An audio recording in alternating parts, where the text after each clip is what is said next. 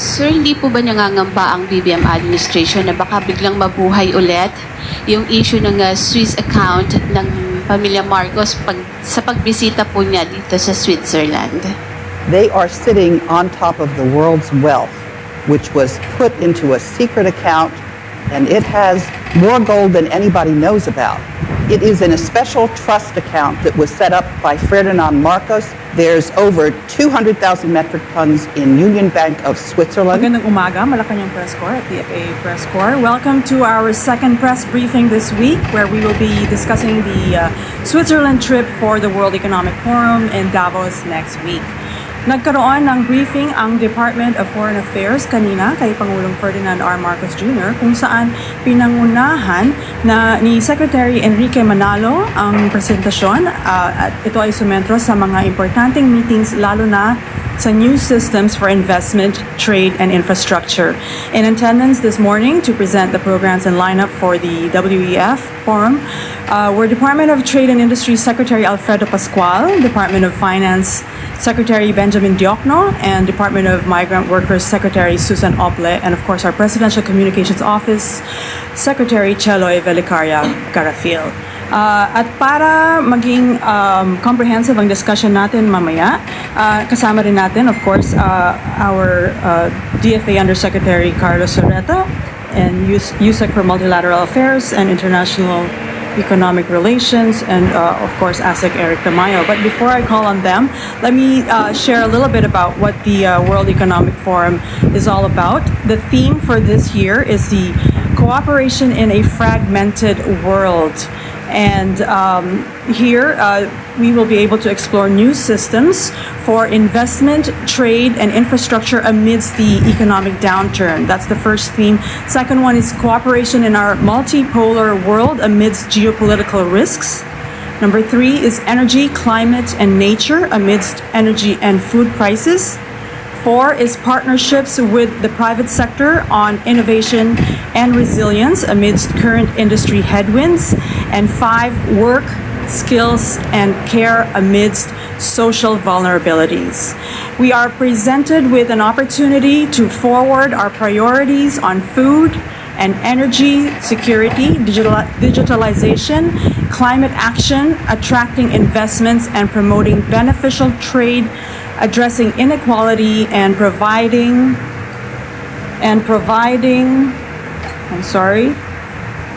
accessible social services, and to partner with other countries, businesses, civil society, and other stakeholders to this end, as well as to collaborate with the World Economic Forum on several of their initiatives.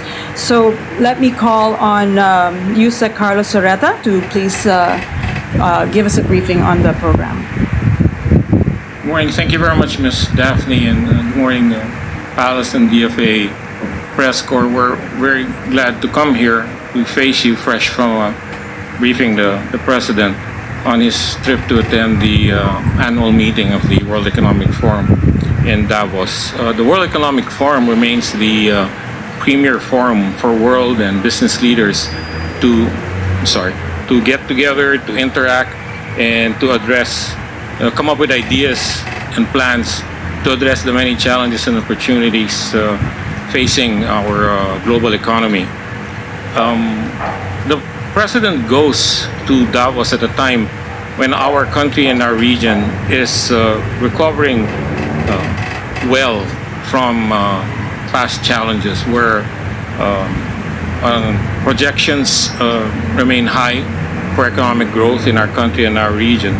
And we have a realization in our region that individual and collective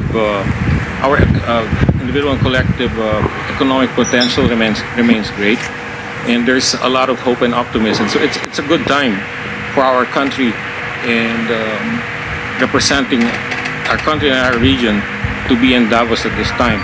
The President will be the only leader from ASEAN to be in Davos, and he will be only one of 2 leaders from Asia. So he will be in a wonderful position to represent not only our country, but how our own region, ASEAN and the East Asia region, can be the engine of growth for the world economy. we help. So the theme for WEF is cooperation in a fragmented world. What we want to present is that the Philippines in ASEAN and in Asia can be important factors in bringing together the fragmented parts of the world. What we present to a fragmented world, because of our great economic potential in our country and our region, is a promise of progress and prosperity. Is what we offer if we are able to achieve peace in other parts of the world.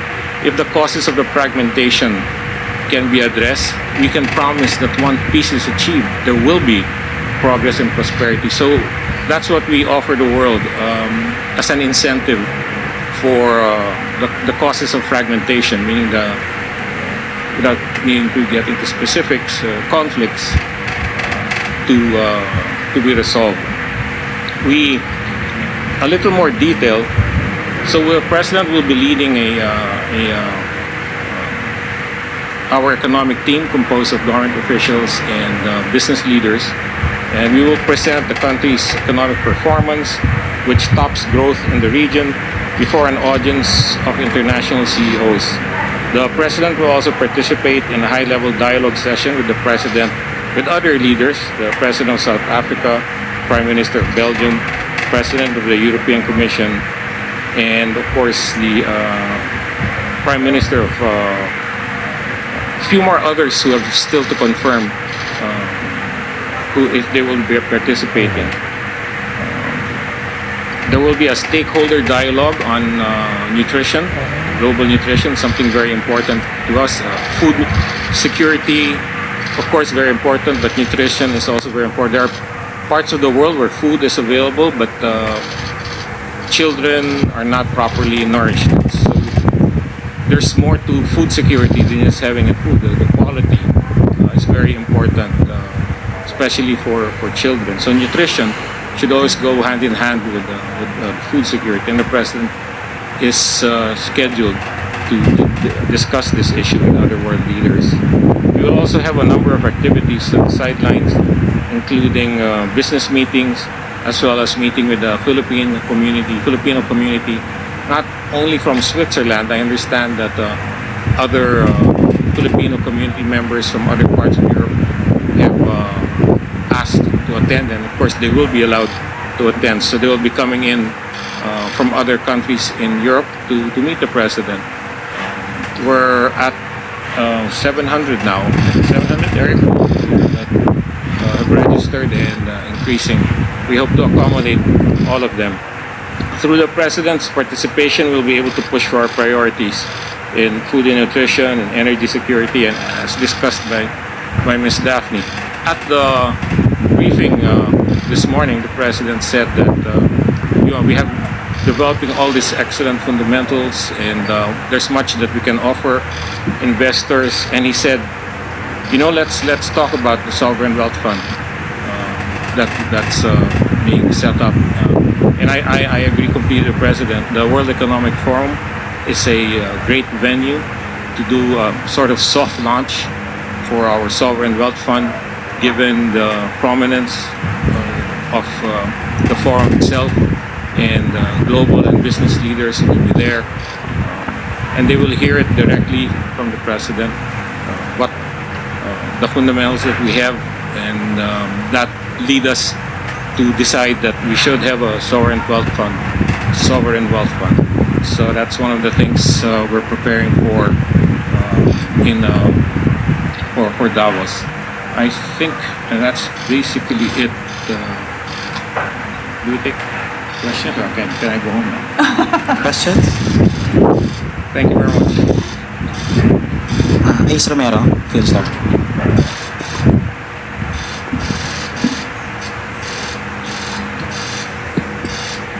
Good morning, Yusek. So how will the president tackle the Maharlika given that it does not yet secured final approval from Congress? Thank you, Mr. Ron. It's really more a soft launch. It's to introduce it. I understand it is evolving. We have the fullest respect for the congressional process, the open hearings that they're having, and that work work out the details. But the broad strokes of it, the president has a very, very good grasp of what he wants to achieve, whatever form the sovereign wealth fund finally takes. What's very important is it's an investment in the future, and there's great confidence the president has in the ability and capabilities of Filipinos, Filipino entrepreneurs, and local investors even. So it's a very soft launch. It's not a, so don't say it. He's launching sovereign wealth fund in Davos. People do this all the time in fora like this. In my past attendance in WEF, there have been launches. I remember Bill Gates launched some initiatives in Africa in a soft way. It's more to inform the world. It's really one of the best places to do it. And I have to say, it's the president's idea. I regret I didn't even think about it.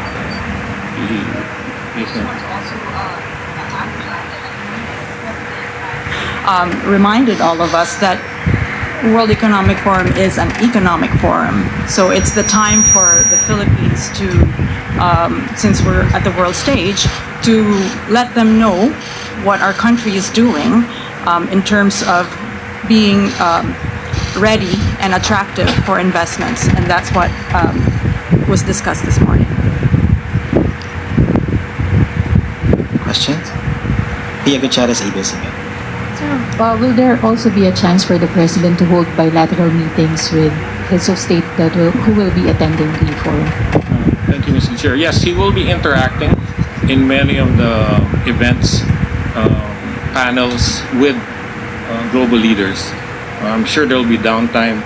You have to understand, WEF is there's 270 events squeezed into 5 days. Some very specific sectoral events.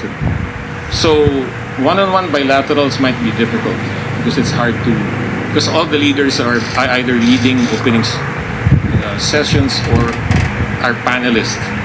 The opportunity for bilaterals will be when he's there sitting beside, for example, the President of Prime Minister of Belgium or the President of Korea.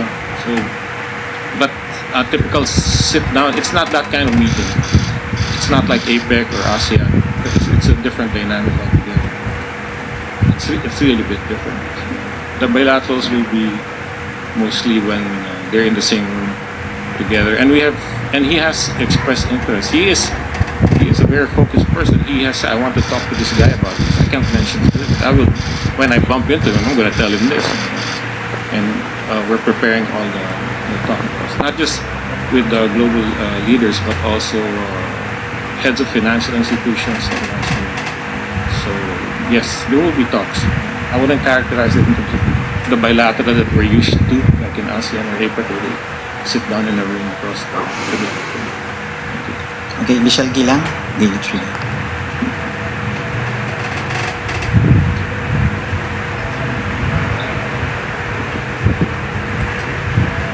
Good afternoon po, Yusek Soreta. In November last year, the president during a media interview on the sidelines of, I believe it was ASEAN, the president said he was kind of ambivalent about going to Switzerland because his existing schedule is already filled with several foreign trips. I just want to ask, was there any adjustment made to the schedule of the president to make room for the World Economic Forum? There were no other engagement of the president that was compromised by his attendance.